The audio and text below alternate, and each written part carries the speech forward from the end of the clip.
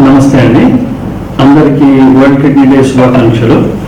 ఈ world kidney day సందర్భంగా నేను అందరికీ జాగ్రత్తలు ఏం చెప్తున్నానంటే, బేసికలీ ఇప్పుడు టెంపరేచర్ పెరుగుతుంది. టెంపరేచర్ పెరిగే కొద్దీ బాడీలో డీహైడ్రేషన్ స్టార్ట్ అవుతుంది. అది న్యాచురల్ ప్రాసెస్. సో ఈ వేసవి కాలంలో ఏంటి అంటే కొంచెం నార్మల్గా మనం రెగ్యులర్గా వాటర్ తీసుకునే దానికంటే కూడా కొంచెం వాటర్ కంటెంట్ ఎక్కువ తీసుకోవాలి.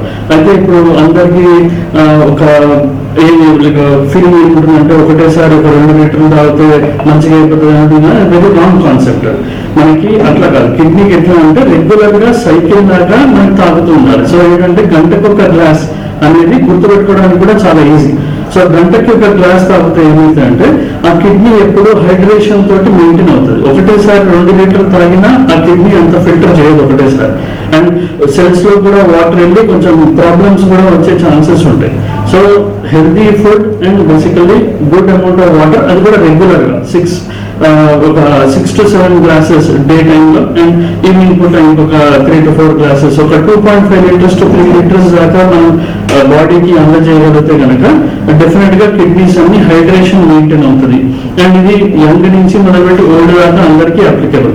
చిన్నపిల్లలు ఏంటి అంటే మనకి బయట ఆడుకుంటూ ఉంటారు, వాళ్ళకి తెలియకుండానే బాడీలో ఎంతో డిహైడ్రేషన్ వెళ్ళిపోతుంది. అక్యూట్ కిడ్నీ ఇంజరీ అని చిన్నపిల్లలకి అయ్యే అవకాశాలు ఎక్కువ.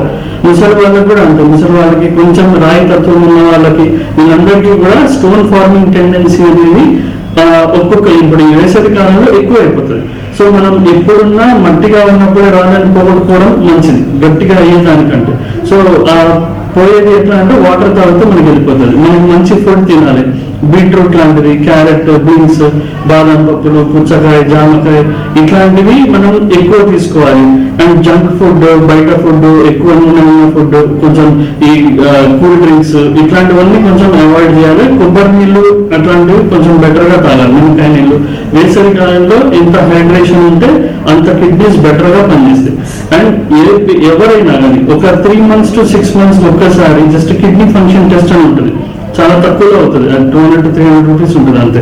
అది ఒకటి చేసుకుంటా ఉంటే ఏంటి ఉంటే మనకి అది రెగ్యులర్ గా ఆ కిడ్నీస్ ఎలా మెయింటైన్ అవుతున్నాయి అనేసి తెలుస్తుంది అనమాట.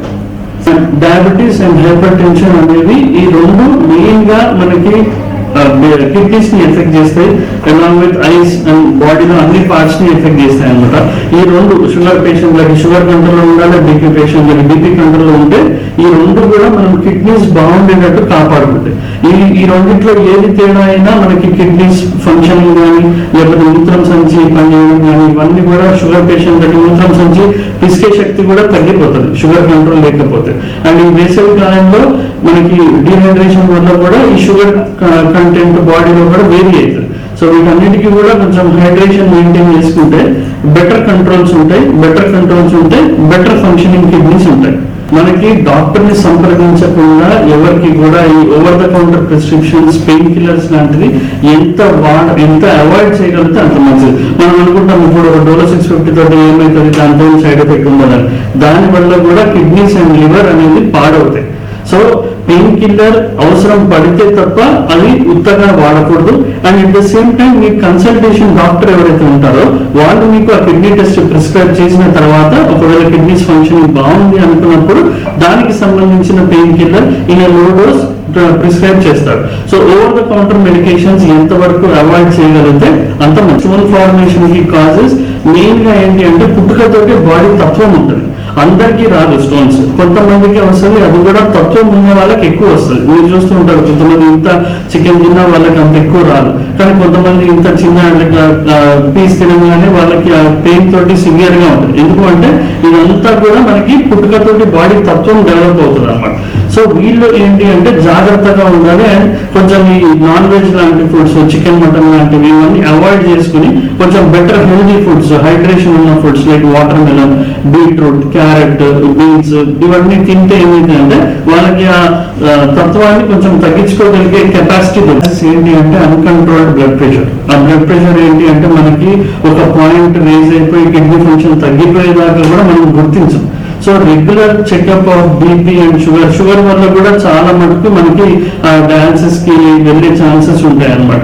అండ్ కొంతమందికి బేసికలీ స్టోన్స్ కూడా తెలియకుండా స్ట్రక్ అయిపోయి ఉంటుంది. ఏదైనా పెయిన్ రాగానే ఒక పెయిన్ కిల్లర్ పక్కన దగ్గరికి పోయి మెడికల్ షాప్ లో పెయిన్ కిల్లర్ తీసుకుంటారు. వీటన్నిటి వల్ల కూడా ఏమైంది అంటే కిడ్నీస్ ఎఫెక్ట్ పడతాయి. మనం కిడ్నీస్ ని బేబీస్ లాగా చూసుకోవాలి. వాటికి ఎంత మనకి విలువ ఇస్తామో అది మనకు అంత విలువ ఇస్తుంది. మనం ఒక్కసారి దాన్ని దెబ్బ వేరేటట్టు చేసినాము అంటే ఆటోమేటికల్లీ ఆ దెబ్బ పర్మనెంట్. కిడ్నీకి ఆ హీలింగ్ కెపాసిటీ లేదు మనకు. అందుకనే కిడ్నీని మనం పాడే కంటే ముందు కాపాడుకోవాలి. అదే ఒక విధానం మనం డయాలసిస్ లో ఇలాంటివన్నీ అవాయిడ్ చేయడానికి. డయాలసిస్ వరకు వెళ్ళేటప్పుడు ఎట్లా ఐడెంటిఫై అవుతుంది? డయాలసిస్ మనకి ఇప్పుడు డయాలసిస్ రిక్వైర్మెంట్ పడుతుంది అంటే ఫస్ట్ ఏంటి అంటే మొస వచ్చేస్తూ ఉంటుంది. అంటే బేసికల్లీ డయాలసిస్ అంటే ఏంటి అంటే మన కిడ్నీ ఎప్పుడైతే వడబోసే శక్తి తగ్గిపోతుందో అప్పుడు మనం ఒక మెషిన్ సహాయం తీసుకుని ఆ చెత్త ఏదైతే ఉందో వడబోయడానికి వాడేదే డయాలసిస్ అన్నమాట. సో దీనికోసం ఏంటి అంటే ఆ డయాలసిస్ రిక్వైర్మెంట్ ఉన్న వాళ్ళకి బాడీలో వాటర్ చేరుకుంటుంది. కాళ్ళ వాపులు రావడము, మొహం వాపు రావడము, తర్వాత బీపీ అన్కంట్రోల్ గా ఉండడము, ఇవన్నీ కొన్ని సిమ్టమ్స్ అన్నమాట. అట్లనే ఆయాసం రావడము. బికాస్ కిడ్నీ మన బాడీలో ఉన్న ఏదైతే వాటర్ ఉందో అది ఫిల్టర్ చేయక బాడీలోనే మిగిలిపోతుంది. సో ఈ కండిషన్ ఏదైతే వస్తుందో ఆ సిమ్టమ్స్ అన్ని వచ్చినప్పుడు మనం నెఫ్రాలజిస్ట్ ని కన్సల్ట్ అవుతే డెఫినెట్లీ వాళ్ళు మనకి ఆ మార్గం చూపిస్తారు. డయాలసిస్ రిక్వైర్మెంట్ ఉందా, మందులతోటి మేనేజ్ చేయొచ్చా అని చూపిస్తారు. సార్ కొంతమంది ఆయుర్వేదిక్ ట్రీట్మెంట్ లో వెళ్తూ ఉంటారు. స్టోన్స్ వెళ్ళిపోతాయని వాటర్ కలగడం అలాంటి అపోహలు లేకుండా కంపల్సరీ మెడిసిన్ తీసుకోవాలి. ఆయుర్వేదిక్ దాని మీద నేను అంటే డిసగ్రీ అవుతానండి. బేసికల్లీ మనకి ఏంటంటే ఒక స్టోన్ వచ్చినప్పుడు ఆ స్టోన్ మనం ఎర్లీ స్టేజ్ లో గుర్తించగలిగితే కనుక మనకు ఆయుర్వేదిక్ సహాయం అట్లాంటివి ఏం అవసరం లేదు. వాటర్ తాగితే వెళ్ళిపోతుంది. అండ్ ఒకసారి గట్టిగా అయిపోయిన తర్వాత అది ఎన్ని ఆయుర్వేదిక్ మెడిసిన్స్ వాడినా ఏం చేసినా అనుకోదు. సో మీ యూరాలజిస్ట్ కన్సర్న్ యూరాలజిస్ట్ కి కలిసి మీరు ఆ రాయి అసలు మనకి అడ్డు వస్తుందా, పక్కకు ఉందా, దాని ట్రీట్మెంట్ తీసుకోవాలా, దాని ట్రీట్మెంట్ అవసరం లేదా, దానికి మనం మందులు వాడితే సరిపోతుందా, ఏమైనా ఫుడ్ మార్చుకోవాలా అనేసి మీ కన్సర్న్ న్యూరాలజిస్ట్ ఎక్స్ప్లెయిన్ చేస్తారు మీకు ఇదంతా. ఎక్స్ప్లెయిన్ చేసినప్పుడు ఆ పరంగా ట్రీట్మెంట్ తీసుకుంటే మీ కిడ్నీస్ ని మనం సేవ్ చేసుకోగలుగుతాం. షుగర్ పేషెంట్స్ లో కూడా స్టోన్స్ కూడా వాళ్ళకు స్టోన్ పెయిన్ రావడం అది కరెక్ట్. ఇది మంచి క్వశ్చన్. ఇది ఎందుకు అంటే కిడ్నీస్ మన షుగర్ పేషెంట్లకి ఏమవుతుందంటే షుగర్ పేషెంట్ లో నరాల వీక్నెస్ వస్తుంది. సో ఆ నరాల వీక్నెస్ బాడీలో ఉన్న ప్రతి బాడీ పార్ట్ కి వర్తిస్తుంది. సో అట్లానే కిడ్నీస్ కి కూడా మూత్రం సంచికి కూడా ఆ నొప్పి కెపాసిటీ ఏంటంటే నొప్పి అనేది మంచిది, ఎందుకంటే అది మనం ఎర్లీగా గుర్తించడానికి సహాయపడుతుంది. బట్ ఆ షుగర్ పేషెంట్లకు ఏమవుతుందంటే మనకి ఆ నొప్పి సెన్సేషన్ ఇవన్నీ తక్కువ ఉంటాయి కాబట్టి వాళ్ళు లేట్ గా డిటెక్ట్ చేసుకుంటారు. సో ఇది మేజర్ కారణం ఈ షుగర్ పేషెంట్లకి ఆ స్టోన్స్ అన్ని కిడ్నీని చాలా ఎక్కువగా పాడు చేసే కారణాలు ఉంటాయి. సో షుగర్ పేషెంట్స్ ఎస్పెషల్లీ ఎక్కువ కేర్ఫుల్ ఉన్నారు. ఒకవేళ వాళ్ళకి రాళ్ళు ఉంటే కన్సల్టేషన్ ముందే తీసుకోవాల్సి వస్తుంది వాళ్ళు. ఇప్పుడు మనకి స్టోన్స్ కరిగిపోవడానికి ఏంటంటే స్టోన్ బేసికలీ ఎప్పుడు కరుగుతుంది అంటే అది మట్టిగా ఉన్న స్టేజ్ లో కరుగుతుంది. అండ్ ఏ స్టోన్ అన్నా మట్టి నుంచి గట్టిగా తయారైతే పోతా ఉంటుంది అనమాట. యాజ్ టైం ప్రోగ్రెసెస్ అండ్ మనం దానికి వాటర్ సరిగ్గా తీసుకోకపోతే కూడా అది గట్టిగా అయిపోతూ ఉంటుంది. సో ఆ మట్టిగా ఉన్నప్పుడు మనం పోగొట్టుకోవడానికి ఏం వాడాలి అంటే మనకి కొంచెం బీట్రూట్, క్యారెట్, బీన్స్, బాదం పప్పులు, పుచ్చకాయ, జామకాయ, దానిమ్మ ఇట్లాంటివన్నీ మనం గుడ్ కంటెంట్ లో తీసుకుంటే ఏమవుతుందంటే ఇదంతా స్టోన్ పోగొట్టుకోవడానికి మనకి తోడ్పడుతుంది. And at the same time మనం కొంచెం ఈ నాన్ వెజిటేరియన్ ఫుడ్ అది కూడా ఇదంతా ఇప్పుడు అడల్టరేటెడ్ ఫుడ్, ఇదంతా మిక్స్డ్ ఫుడ్, జంక్ ఫుడ్, తర్వాత మనం కూడా థమ్స్అప్ తాగితే కూడా పోతుంది, అవన్నీ అపోహలు. అదంతా ఏం ఉండదు. అలాంటివి తాగుతూ ఉంటే ఏమైతే ఇంకా డీహైడ్రేషన్ ఎక్కువ అయిపోతా పోతా ఉంటుంది బికాస్ ఆఫ్ సోడా. సరే ఇప్పుడు అడ్వాన్స్ టెక్నాలజీ వస్తున్నాయి కదా, 3D లో కిడ్నీస్ ఆర్టిఫిషియల్ చేస్తున్నారు అంటే 3D ఇప్పుడు మనకి పిగ్ కిడ్నీస్ కూడా ట్రాన్స్ప్లాంట్ చేయడానికి ట్రై చేస్తున్నారు. కానీ అన్ని ఇప్పుడు ఆ స్టేజ్ కి ఇంకా ప్రాసెస్ లోనే ఉన్నాయన్నమాట. దీనికి కూడా అంత అప్రూవల్స్ లేవు. బెటర్ ఏంటి అంటే మనం ఆ స్టేజ్ దాకా వెళ్లకుండా కాపాడుకోవడం అన్నిటికంటే బెటర్ ఉపాయం. మన కిడ్నీస్ కి మన చేతిలోనే ఉంటాయి. ఒకవేళ మన కిడ్నీస్ ని మనం సేఫ్ గార్డ్ చేసుకోవాలి అంటే ఈ చెప్పిన పద్ధతులు ఫాలో అయ్యి దాన్ని బేసికల్లీ బేబీ లాగా చూసుకోవాలి. మనం రెగ్యులర్ కేర్, రెగ్యులర్ టైమింగ్ లో చెకప్ చేసుకుంటా ఉంటూ గుడ్ ఫుడ్ తీసుకోవాలి అండ్ బ్యాడ్ ఫుడ్ ని అవాయిడ్ చేసుకుంటూ వెళ్తా ఉంటే మనం ఎంతైతే అంత కిడ్నీస్ ని ఎక్కువ సేపు పనిచేయగలిగేటట్టు చూసుకోవచ్చు. ఎక్సర్సైజ్ అనేది బాడీలో ప్రతి ఒక్క పార్ట్ కి మనకి యాక్టివిటీ ఉన్నప్పుడే మన బ్రెయిన్ లో ఇప్పుడు హార్మోన్స్ కానీ రిలీజ్ అవ్వడం కానీ మనకి హ్యాపీనెస్ ఇవ్వడం కానీ ఇవన్నీ జరిగేది కూడా ఎండార్ఫిన్స్ రిలీజ్ అవుతాయి. ఎక్సర్సైజ్ అనేది మనకి కిడ్నీకి మంచిది, హార్ట్ కి మంచిది. ఎక్సర్సైజ్ ఎట్లా అంటే మరి టూ మచ్ ఎక్సర్సైజ్ కాదు, ఒక half an hour daily walking, regular exercise. అంటే ఒక రోజు చేసి ఒక 10 రోజులు చేయకపోతే దాన్ని అది వర్తించదు. సో రెగ్యులర్ ఎక్సర్సైజ్ ఒక 20 to 30 minutes of walking every day, అది దట్ విల్ మనకి కిడ్నీస్ మంచిగా ఉండేటట్టు, హార్ట్ మంచిగా ఉండేటట్టు చేయగలుగుతుంది. స్లీప్లెస్నెస్ తోటి ఏమవుతుందంటే ఫస్ట్ మనకి హైపర్ టెన్షన్ వస్తుంది. హైపర్ టెన్షన్ మళ్ళీ అట్ ద సేమ్ టైం మనకి కిడ్నీస్ మీద ఎఫెక్ట్ చేస్తుంది. సో ఇండైరెక్ట్ గా నిద్ర సరిగ్గా లేకపోయినా ఎఫెక్ట్ అయ్యేది kidneys.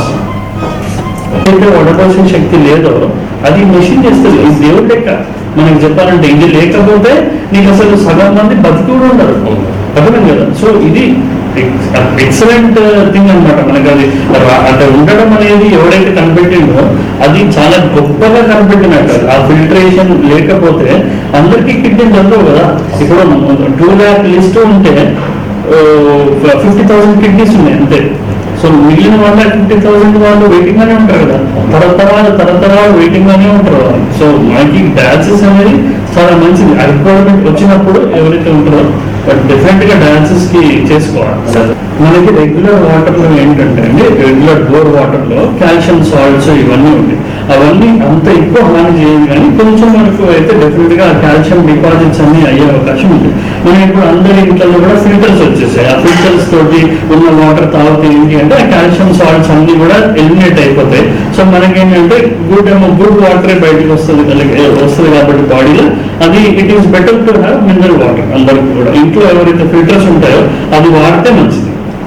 And at the same time చిన్న పిల్లలకి కూల్ డ్రింక్ తాగించద్దు. 5 years లోపల 6 years లోపల ఇష్టమైనట్టు కోల్డ్ డ్రింక్స్, తర్వాత మనకి సోడా డ్రింక్స్ ఎంత అవాయిడ్ చేస్తే అంత మంచిది. మనకి పుష్కలంగా దొరికి కొబ్బరి నీళ్లు, నిమ్మకాయ నీళ్లు ఉండగా సోడా వాటర్ అవన్నీ వాడాల్సిన పని పెట్టుకోవడానికి జనరల్ పబ్లిక్ కి గంటకొక గ్లాస్ అనేసి పెట్టుకోవాలి.